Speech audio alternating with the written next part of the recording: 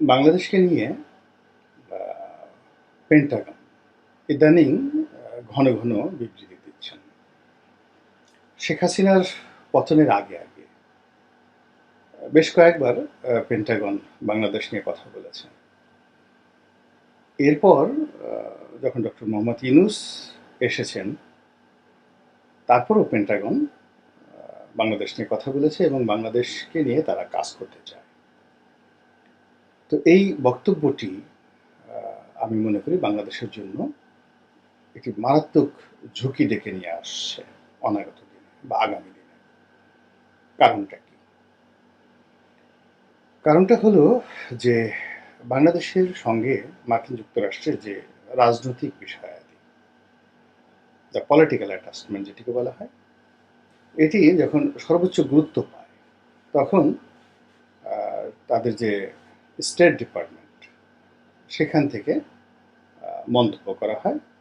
আরও গুরুত্বপূর্ণ হলে পররাষ্ট্রমন্ত্রী বা তাদের যে সেক্রেটারি অফ স্টেট রয়েছেন মিস্টার ব্লিংকেন, তিনি সরাসরি বক্তব্য দেন। এটি হলো রাজনৈতিক। আর বাংলাদেশের ব্যাপারে যদি মার্কিন যুক্তরাষ্ট্রের কোনো সামরিক সিদ্ধান্ত থাকে, মিলিটারি প্ল্যান থাকে, সেক্ষেত্রে তারা যে বক্তব্য দেন তখন পেন্টাগন থেকে এই বক্তব্যগুলো দেওয়া হয়। মিলিটারির কতগুলো বিষয়াদি থাকে। আমি মার্কিন যুক্তরাষ্ট্রে কাজ করেছি স্থানীয় সরকারের উপর। তো স্থানীয় সরকারের কাজ করতে গিয়ে তাদের যে সোশ্যাল সিকিউরিটি, সামাজিক নিরাপত্তা, আন্তর্জাতিক নিরাপত্তা, এই বিষয়গুলো কিছুটা হলে আমার দেখার সুযোগ হয়েছে। তো যেটি দেখেছি সেটি হলো যে যখন বিদেশি কোনো রাষ্ট্রের সঙ্গে তাদের দ্বিপাক্ষিক বা বহুপাক্ষিক যখন কোনো রাজনৈতিক বিষয়াদি থাকে, তখন সেটি পররাষ্ট্র মন্ত্রণালয় করে। মূলত তারাই এই জিনিসটিকে জেনারেট করে, পররাষ্ট্র মন্ত্রণালয়। এবং এই কাজটি করার জন্য তারা কখনো ডিপার্টমেন্ট অফ জাস্টিস অর্থাৎ বিচার মন্ত্রণালয়কে কাছে ডেকে নেয়। যেমন নিষেধাজ্ঞা দেওয়ার ক্ষেত্রে মিনিস্ট্রি অফ জাস্টিস বা বিচার মন্ত্রণালয়ের সহযোগিতা তাদের লাগে। এরপরে তারা যদি কোনো মিলিটারি নিষেধাজ্ঞা দিতে চায়, সেক্ষেত্রে তারা মিনিস্ট্রি অফ ডিফেন্সের সহযোগিতা নেন, প্রতিরক্ষা মন্ত্রীর সহযোগিতা নেন।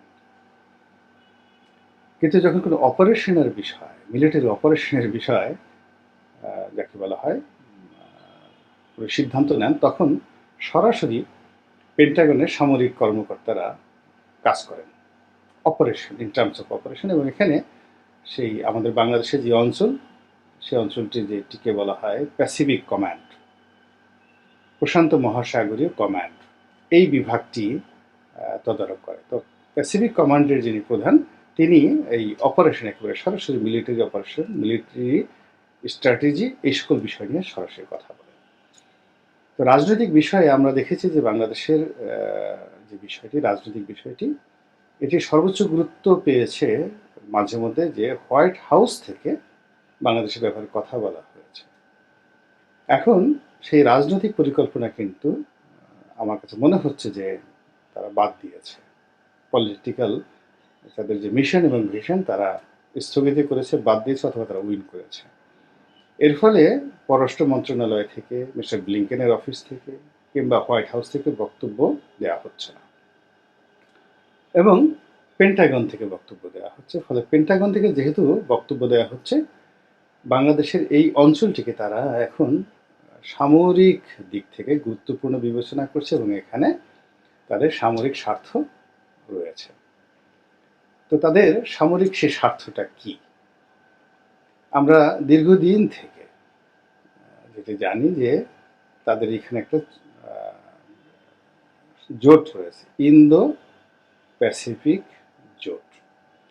প্রশান্ত মহাসাগর থেকে যে স্রোতধারাটি, জলপথটি ভারত মহাসাগরে এসেছে, এবং ভারত মহাসাগরের থেকে যে অংশটি বঙ্গোপসাগরে এসেছে, এই অঞ্চলের যে নৌ রুট, নৌ বাণিজ্য, এবং একই সঙ্গে এই অঞ্চলে যে সামরিক যানবাহনের যে চলাচল, সেটি এই বঙ্গোপসাগরের এখান থেকে চীন সাগর, চীনের আবার দুটো উত্তর চীন সাগর, দক্ষিণ চীন সাগর, এরপরে এখান থেকে ভারত মহাসাগরের যে অংশটি ইন্দোনেশিয়া চলে গেছে, মালাক্কা প্রণালী, সেই মালাক্কা প্রণালী, এই পুরো রুটটির উপর যেন আমেরিকার স্বার্থ বিরোধী কোনো শক্তি সামরিক সক্ষমতা অর্জন করতে না পারে। এজন্য তারা এই ইন্দো প্যাসিফিক যে একটা চুক্তি, যেটিকে আবার কেউ কেউ কোয়াড হিসেবে বর্ণনা করছেন, তো সেই চুক্তিতে বাংলাদেশকে অন্তর্ভুক্ত করার জন্য তারা দীর্ঘদিন যাবৎ চেষ্টা করছে, এবং এই ইন্দো প্যাসিফিক যে তাদের যে চুক্তি, এই চুক্তিতে তাদের অন্যতম সঙ্গী হলো ভারত, দিল্লি। আর এই চুক্তির প্রতিপক্ষ হলো চীন। চীনের ক্রমাগত প্রেসারে শেখ হাসিনা কিন্তু এই চুক্তিতে অন্তর্ভুক্ত হতে পারেনি বা কোয়াডে যোগদান করতে পারেনি। দিল্লি চেষ্টা করেছে, আমেরিকা চেষ্টা করেছে, এবং সেটা যদি শেখ হাসিনা করতে পারতেন তাহলে এখন তার অবস্থা কি হতো আমরা সেটা বলতে পারি না। তো যাই হোক, এখন দিল্লি বর্তমান সরকারের সঙ্গে কৌশলগতভাবে আমেরিকার স্বার্থের জন্য যতটুকু দরকার ততটুকু ছাড় দেবে, কিন্তু দিল্লির সঙ্গে বাংলাদেশের এই বর্তমান সরকারের মূলত দ্বিপাক্ষিক সম্পর্কটা একেবারেই হবে না, একেবারেই হবে না, এটি দা কুমড়ার সম্পর্ক থাকবে। কিন্তু ইউনুস সরকার যদি ইন্দো প্যাসিফিক জোটে যোগদান করতে চায়, সেক্ষেত্রে দিল্লি ভেটো দেবে না, শুধুমাত্র এই আমেরিকার এই যাকে বলে রাস্তাটি ওপেন করার জন্য। এখন আমেরিকা যেহেতু পেন্টাগনের মাধ্যমে তারা বক্তব্য দিচ্ছে, তাদের একটা আত্মবিশ্বাস জন্ম নিয়েছে যে তারা এখন বাংলাদেশকে ইন্দো প্যাসিফিক জোটের মধ্যে পেয়ে যাবে, এবং এটি ইউনুস সরকারের জন্য কতটা বুমেরাং হয়ে যাচ্ছে যে এই যে পেন্টাগনের বক্তব্য, এই বক্তব্যের সঙ্গে সঙ্গে চীন কিভাবে রিয়্যাক্ট করেছে, সেই রিয়্যাক্টটা বুঝতে পারবেন যে চীনের যিনি বাংলাদেশের নিযুক্ত রাষ্ট্রদূত, তিনি সঙ্গে সঙ্গে মির্জা ফখরুল সাহেবের সঙ্গে দেখা করেছেন এবং একসঙ্গে সংবাদ সম্মেলন করে বলছেন বাংলাদেশের সঙ্গে তারা থাকবেন এবং কাজ করতে চান। মানে সরাসরি তারা এখন বিএনপিকে সমর্থন দিয়ে বিএনপিকে ক্ষমতায় আনতে চাচ্ছে।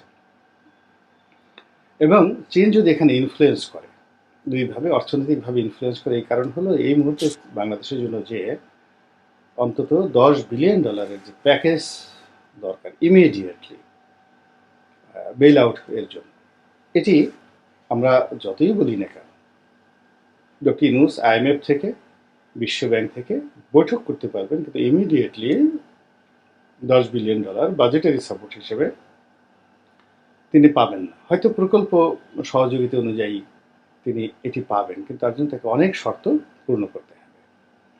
এবং অর্থনীতি সম্পর্কে আমি যতটুকু জানি সেটি হলো যে এই ব্যাংক ব্যবস্থাতে শেখ হাসিনা সরকার যে লুটপাট করেছিল সেটা ধামাস চাপা দেওয়ার জন্য তার অনেকগুলো কৌশল ছিল, সেই কৌশলগুলো এই বর্তমান রেজিম অবলম্বন করবে না এবং তাদের পক্ষে সম্ভব নয়। ফলে অনেকগুলো ব্যাংকের, আমরা আঞ্চলিক ভাষায় যেটিকে বলি চিচিং ফাঁক, সেই চিচিং ফাঁক হয়ে যাবে, এবং সেইগুলো বন্ধ করার জন্য সঙ্গতি কারণে IMF-এর পক্ষ থেকে একটা প্রচণ্ড চাপ থাকবে। সেই চাপ মোকাবেলা করে IMF এবং বিশ্ব ব্যাংকের যে ঋণ, এটি পাওয়া ডক্টর ইউনূস সাহেবের জন্য সত্যিকার অর্থে কঠিন হয়ে যাবে।